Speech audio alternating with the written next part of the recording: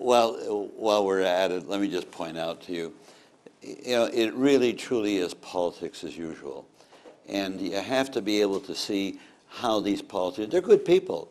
The problem is that you don't want to say anything to alienate any voters. So when they get a question, like a gotcha question, like on the licenses, you saw Obama, my God, he was wiggling and squealing and trying to find out a way. Or when they ask you a question on a yes or no, they don't want to give you yes or no. They got to try in a way to see if they can deflect this. Well, there's nothing wrong with a yes or no. What they fail to realize is that Americans make a judgment, not the fact that they agree with everything in every position you hold.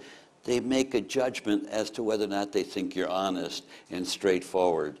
That's the way they make their, because Americans will vote for you if they disagree with you on many, many issues.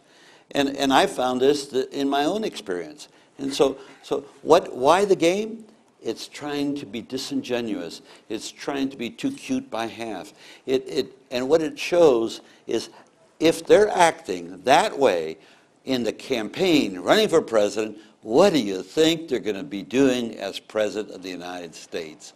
You're going to see more secrecy. That's the reason, regardless of who gets elected, Democrat, Republican, it's always secrecy. Hillary, when she talks about her work with respect to the health care program back in the 93, the press is trying to get the records of her communications during that secret process.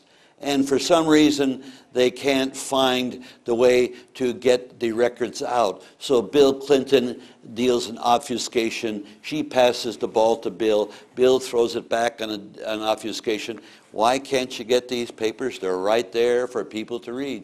But they just do not seem to surface. Does that not begin to tell you what kind of a president she would have? I would be tickled to death to see a woman become president of the United States. I'd be tickled to death to see a black man or a black woman become president of the United States. But these aren't the people to become president of the United States. They're just not qualified. Got nothing to do with their color, their gender. They're not qualified. And the issue is, where do you stand on human life? Here, did you see any of them talking about American imperialism, the fact that we spend more money on defense than all the rest of the world put together? And I made reference to it earlier. The General Electric that cut me out of the debate in Philadelphia, they're the ones that are sending nuclear equipment all over the world, selling it as fast as they can, that then can be used to make bombs. The level of hypocrisy that we have fed the American people and the brainwashing that's going on to go to war with Iran.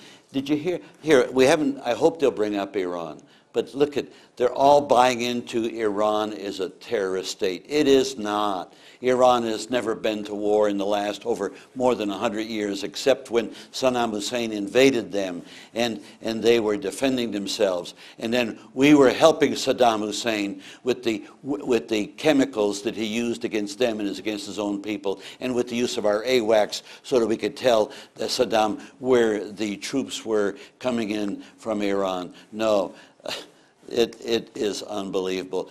We have to, if we're ever going to change things, we have to empower the American people to become lawmakers. The answer is the American people, not our leaders.